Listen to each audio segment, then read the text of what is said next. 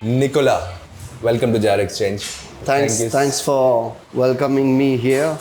But let's start from the beginning. A French guy doing a food business in India, and how does that work out? Yeah, it's been actually almost a decade. I'm here in Bangalore. So now we are in Paris Panini, but before it used to be Le Casse Croûte. We didn't get the response as we expected, definitely. So yeah, I came to Bangalore about 10 years ago. I came for an internship in a startup, not into food at all. But yeah, for me, I came here to explore India, see what's happening on the other side, because I've been only in France and Europe until I was 22. So I came here. I found that there were a lot of opportunities. So I was a project manager, and we were doing, so this startup was mostly doing outsourcing, outsourcing in terms of social media, in terms of website creation, in terms of video, image styling and all of that. So for me, it was mostly like, I came with a very open mind, and I really wanted to learn about the startup environment. Like, I had no specific idea of starting a business in tech or starting a business in food or starting any kind of business. At some point, I had this in mind of starting my own business, but I literally didn't know what. And I felt that getting into that kind of experience would broaden my mind and skills, so and that way I would have a better understanding of how's the working environment and what I want to do extensively. Yeah. And then what happened? So I found Bangalore to have so many opportunities, like a lot of business ideas, but at the end I thought, let me put together what I like, what I'm passionate about, and also what I'm like, the expertise that I have. So since I worked many years in France in restaurants, I thought, let me start something into the food and beverage. Were you a chef? What were you working? I was not a chef back home. I've not done any culinary school, but I love good food. I love, like, life's too short to eat mediocre food, I would say. And I love experimenting, cooking at home. From my childhood, I would say my mom used to cook a lot at home, so I used to help her. My brother is a die-hard fan of barbecue, like be it winter or summer or any time of the year, he would do barbecue. We would do all together this barbecue at home. That's like something that is like, we've been cooking quite a lot in the family. And then you would ask probably, why sandwiches, why panini, why the bread? It's because I love bread. If there's one thing I could live on, is literally bread, a good loaf. There are so many variances in bread, be it burger, be it panini, be it baguette sandwich, be it ciabatta. So you have a lot of variations that you can have. And being, while back in France, I used to eat a lot of those, like during my breaks I studied business, I studied international management at the business school. So during lunch break, we used to go to this van serving sandwiches. So sandwiches was part of my life quite a lot. And even when I was working in restaurants as well, or while working, I used to enjoy a lot my sandwiches. So, and when I came to India, that's something that I was missing a lot. So I started experimenting, and later on I thought, like, why not convert this into a business and test out the market, because obviously the bread and the recognition of panini before was not necessarily as it is right now. Before, when I started, the main competitors would be, let's say, Subway, and which they are actually, I still feel they are doing things differently as compared to what we're doing.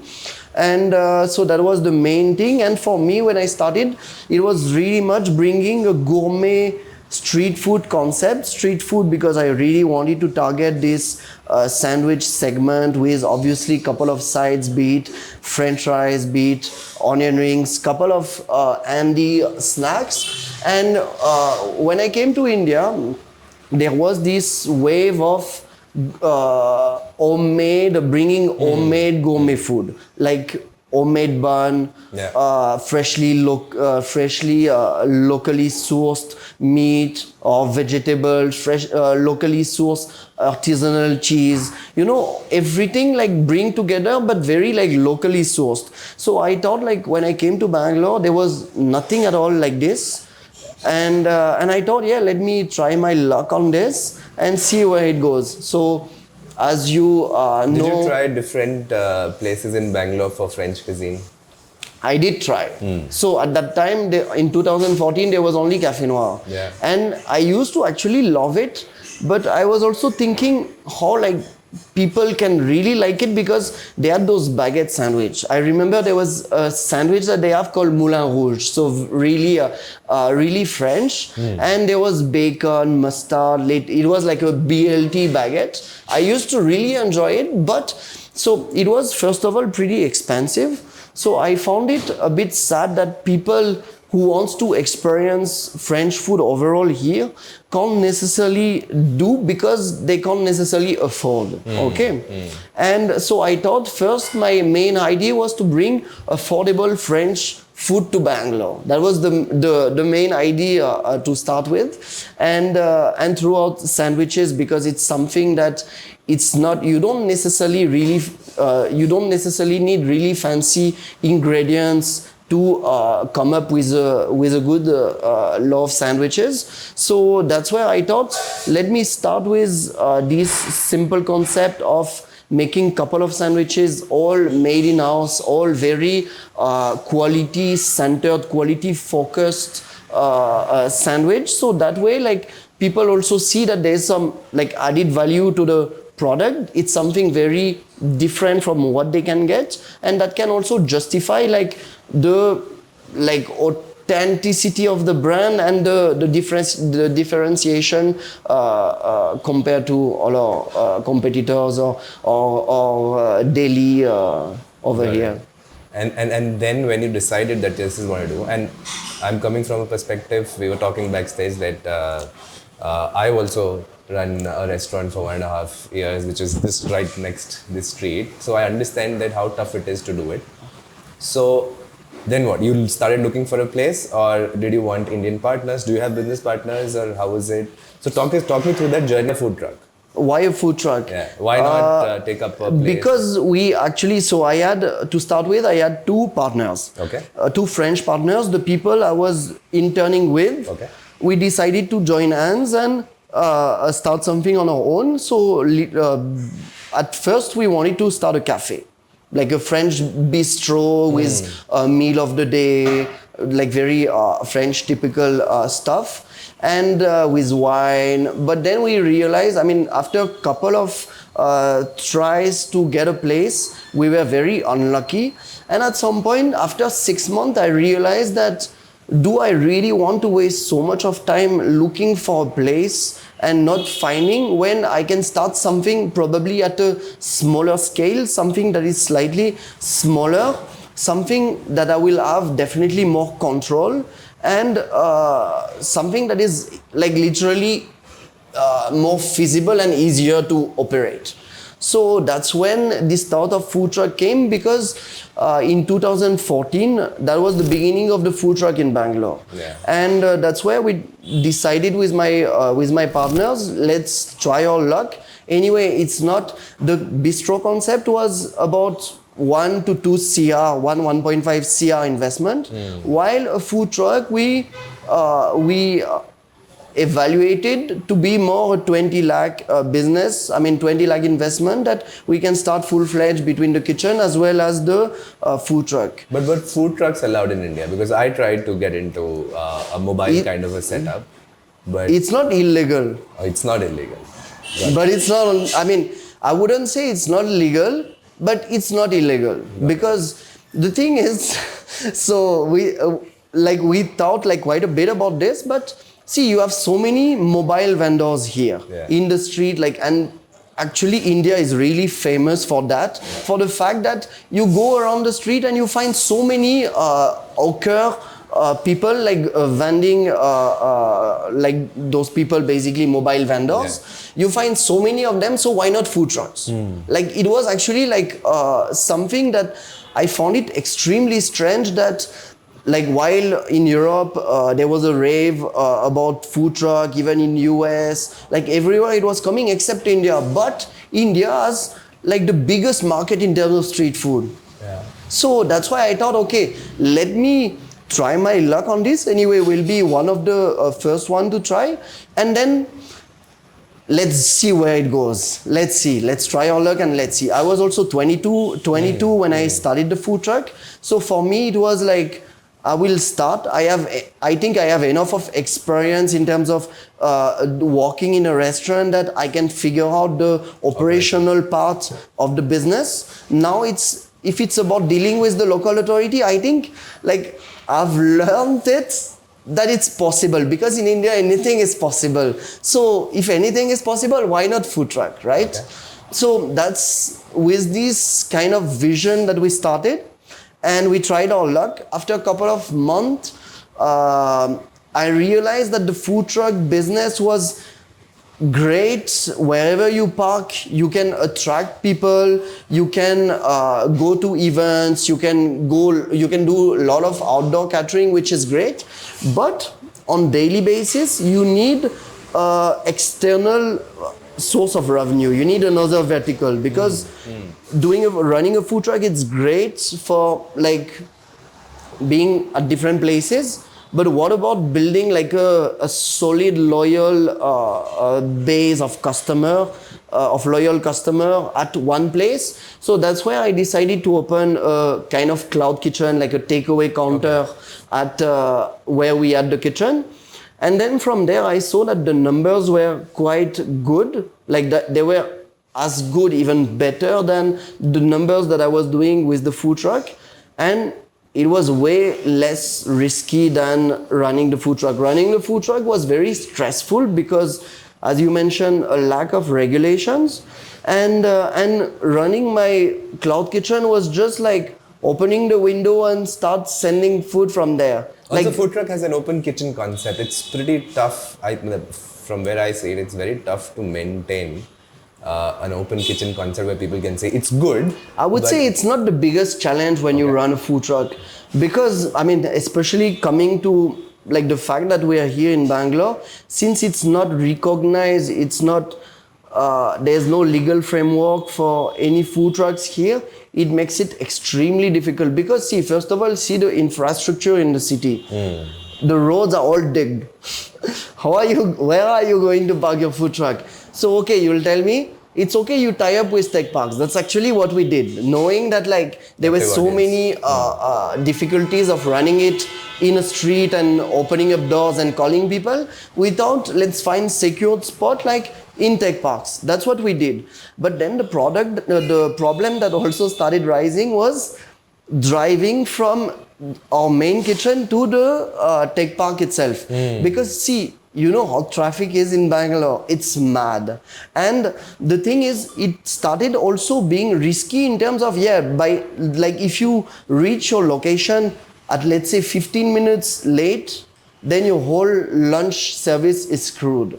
So, you know, there were a lot of parameters that were involved in the food truck business that made it really difficult to run on daily basis and very stressful. So that's why I started thinking parallelly that I need to build another source of revenue. So be it Swiggy, be it the takeaway counter that we build. So that way it's more like a sustainable way to grow the operation and the business overall. But you had confidence on the food that you were selling. How was the response? The response was great. I was I was very confident with the product. I was extremely confident. So we had one of the highest retention rate we had the highest retention rate in Indiranagar among all the brands, because we didn't have so many customers compared to, let's say, at this time there were Leon Grill, there was like even for a fact Corner House and all of that. We had the highest retention rate because of the attention put into the product, because the fact that it's like it was fresh, it was quick, it was a good light snack as well. So it was a really different product, but the exposure, the awareness about the product was only word of mouth, because I was like, you know, I was in a all in the wall kind of place, and at a really not a frequented area, like really Not a premium high street. yeah, exactly. Like when I moved to 12th Main, when we rebranded to Panini and moved to 12th Main, it was for me day and night, definitely. That was quite shocking. Like, and that's when I realized that location plays a big role when it comes to business expansion. Like seriously, people think of many many ways to spend money onto marketing, but the best marketing for us is getting prime location. Like it opened actually in January 2023.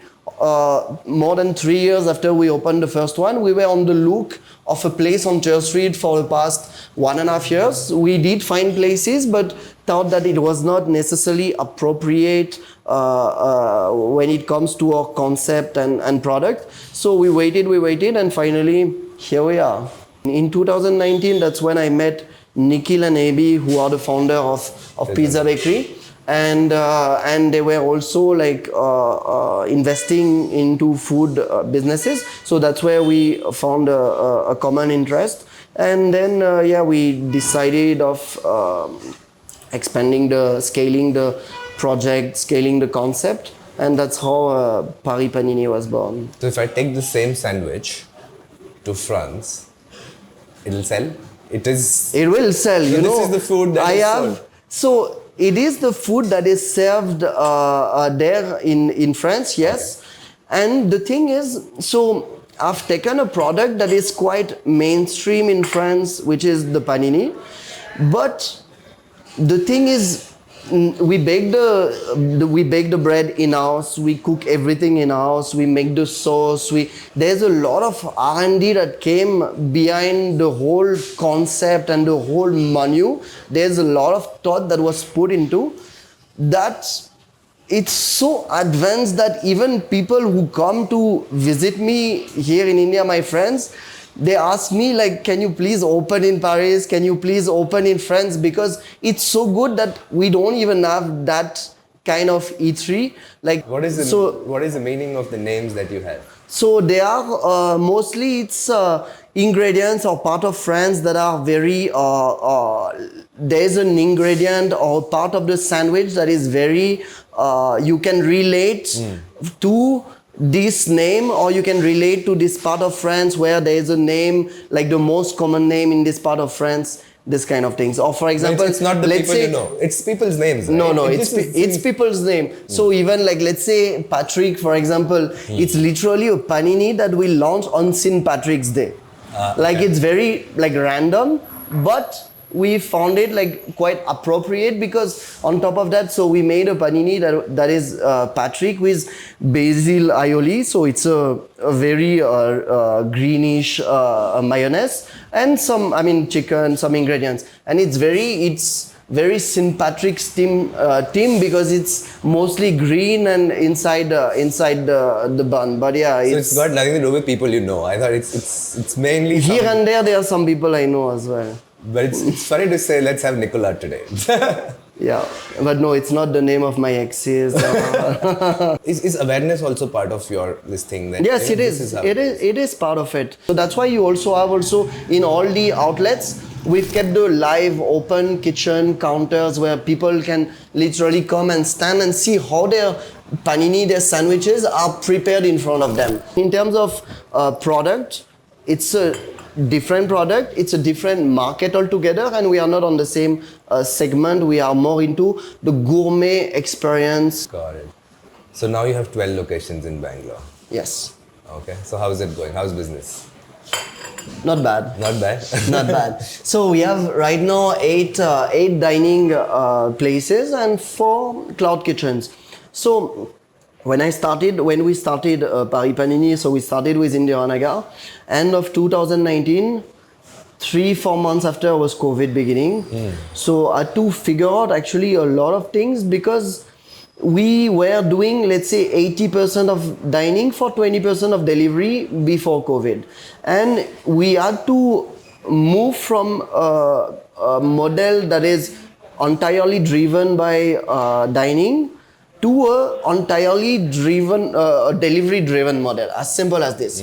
So here comes rethinking also of the packaging of the product, rethinking of the even your product, how does it travel after 10 minutes, 20, whatever.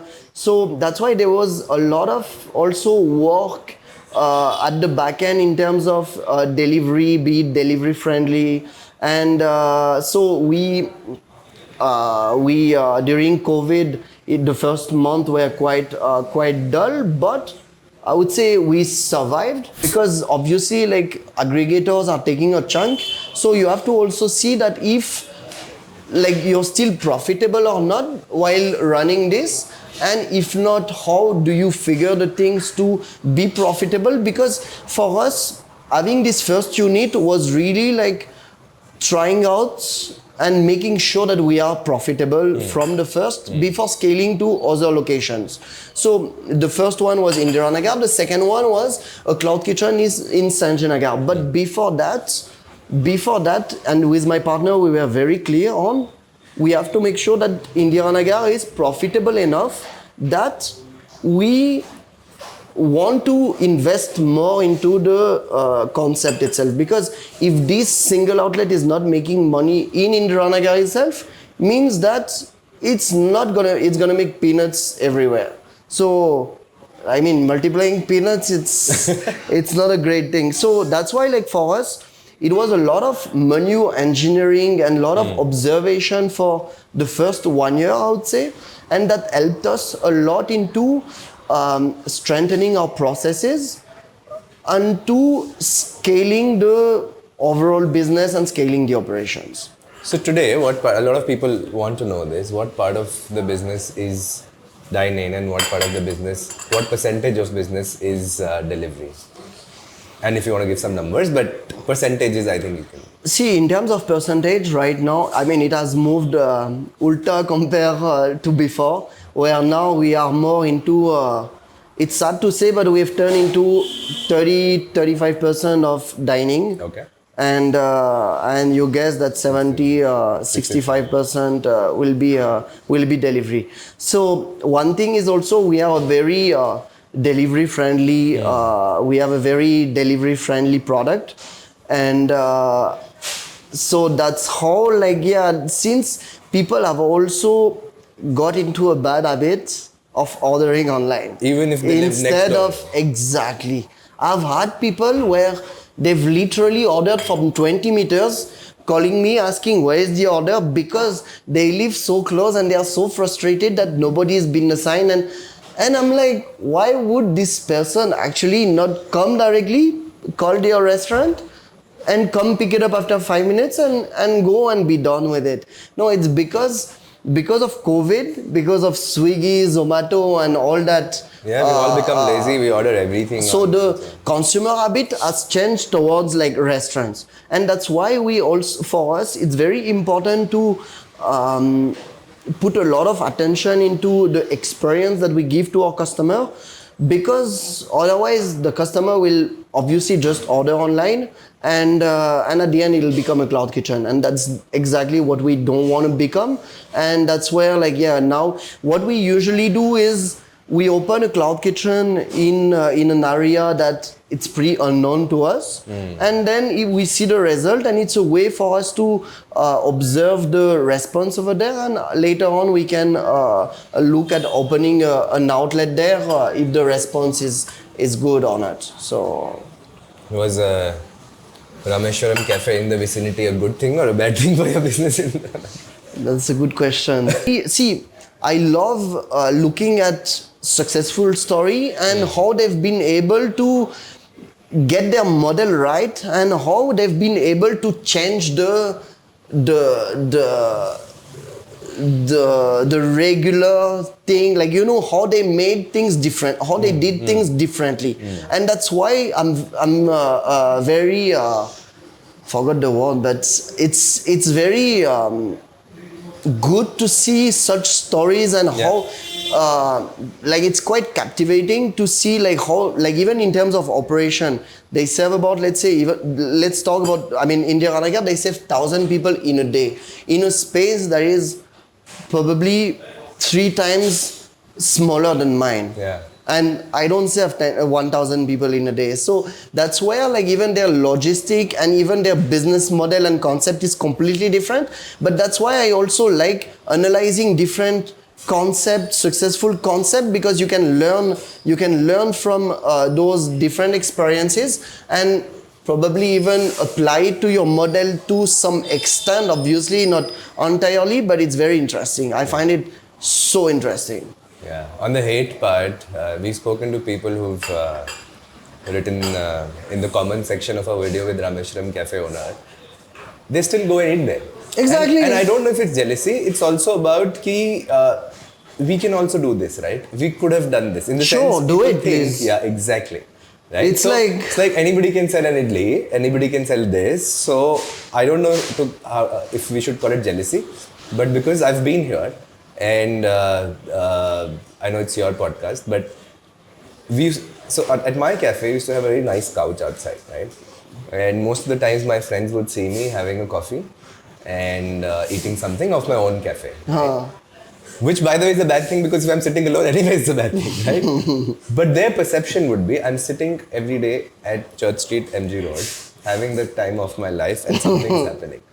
But little do people understand that what happens at the background, and that's why I think, for me personally, food business is one of the most difficult businesses. Yeah, it's very hard. Because of your involvement levels, even while scaling up, the standardization part, the consistency part, right? So every day people would come to me that franchisee, I'll partner with you. We'll open up 10 more, right? And they would be doing their own day jobs, a proper.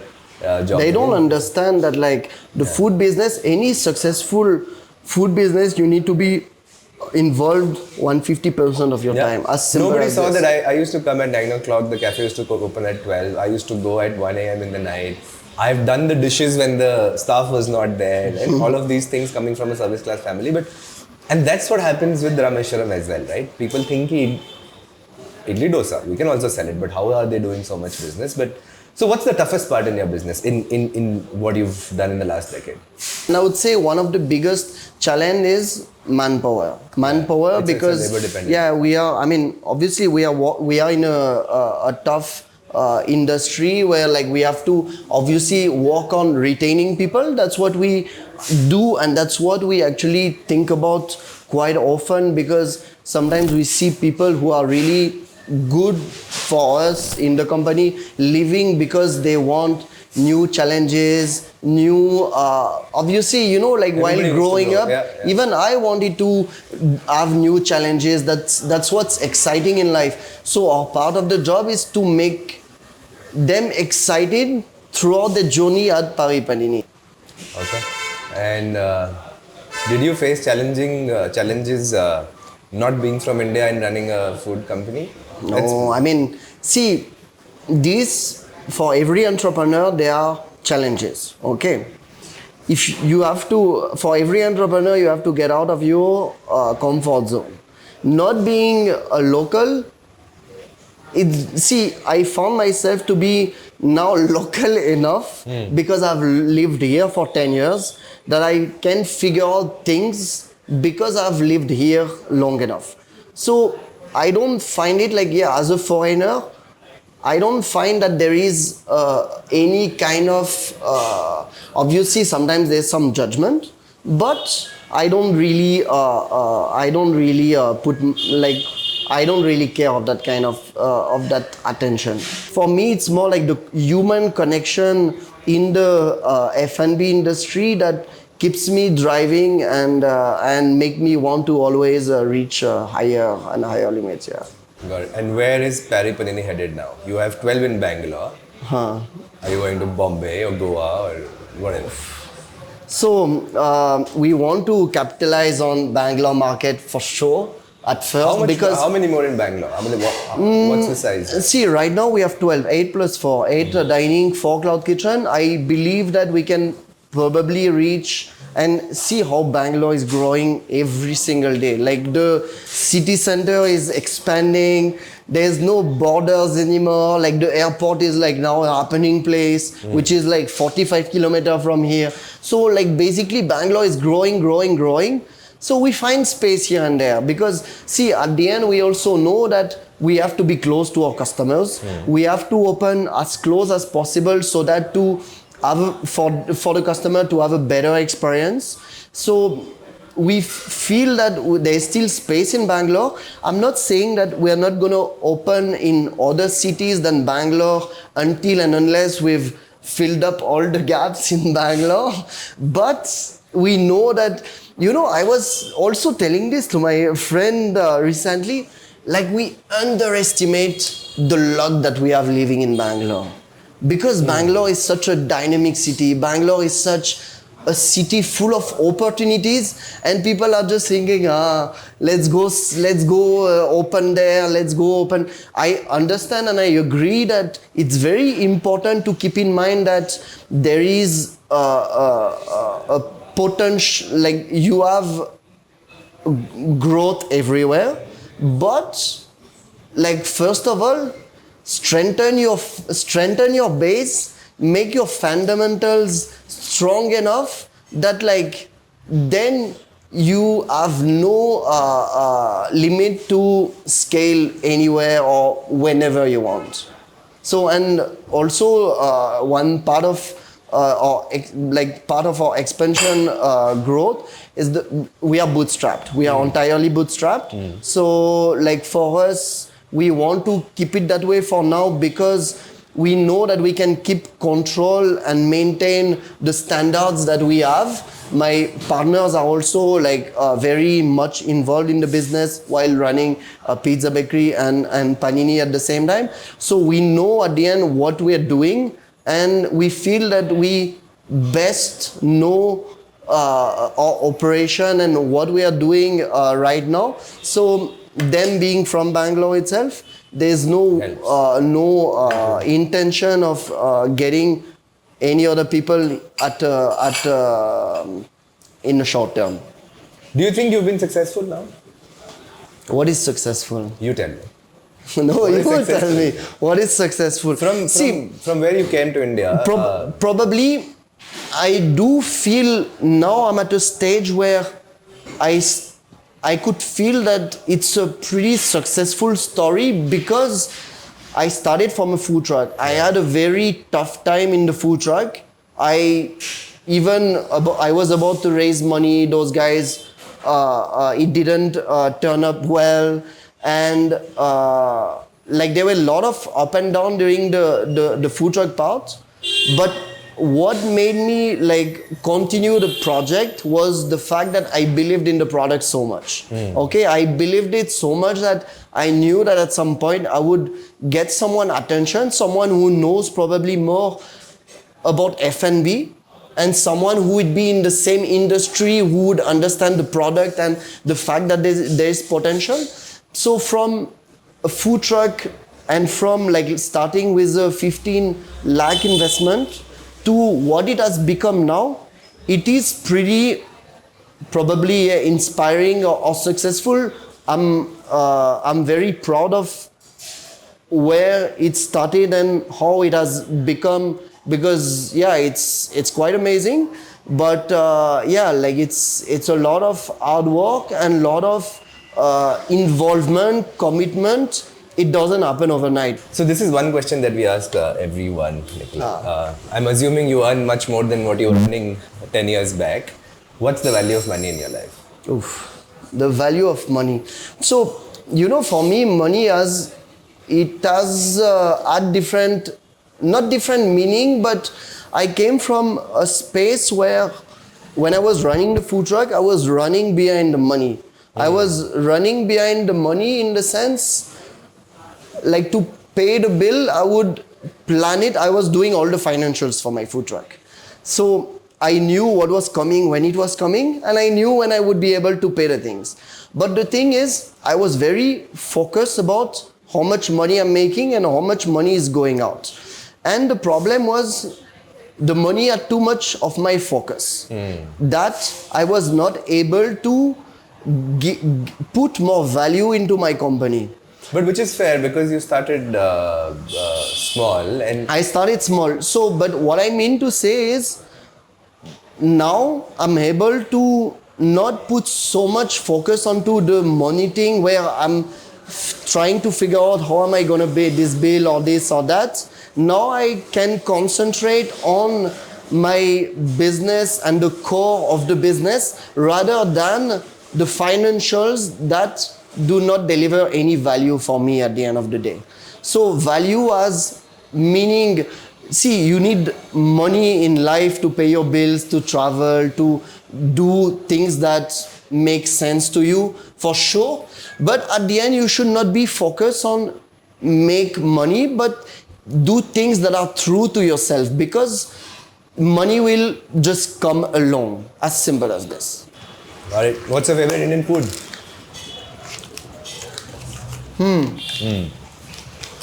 That's a good question. I love Indian food. I eat Indian food every day. I have a cook at home that cooks for me. Dal, sabzi, butter chicken, pav bhaji, anything. So I love, for me, my heart is into street food, very like snacky, like, or even burger, rolls. I love rolls, sandwiches, you know, like very handy, quick, not too heavy thing. So I love that part. And that's why for me, even in terms of business, it makes more sense to have this kind of product rather than a fine dining, a very fine dining experience, because I'm very much a casual person and I like casual things, like obviously extremely good product, but yeah, I like it in a casual atmosphere.